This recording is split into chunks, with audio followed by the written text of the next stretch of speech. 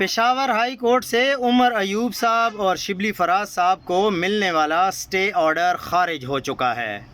اب کوئی وجہ نہیں رہ گئی کہ عمران خان کے حکم کے مطابق محمود خان اچکزئی صاحب قومی اسمبلی میں اور علامہ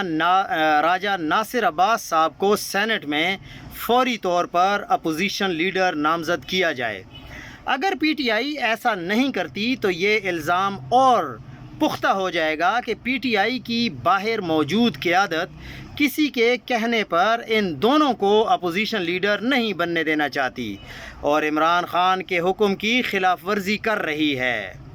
ایک بات ہمیشہ ذہن میں رکھیں کہ محمود خان اچکزئی صاحب اور علامہ ناصر عباس صاحب جو ہیں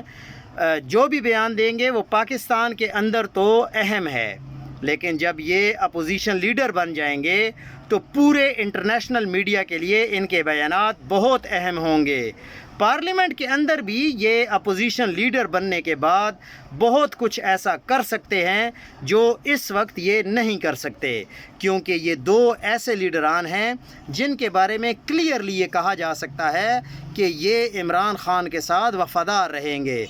پی ٹی آئی کے اندر سے تو تقریباً زیادہ تر لوگ کمپرومائز ہو چکے ہیں۔ گنڈا پور کا آپ لوگوں کو سب کو پتہ ہے اور مروت صاحب کا بھی آپ کو پتہ ہے، تو اس لیے ان دونوں کا اپوزیشن لیڈر بننا ضروری ہے۔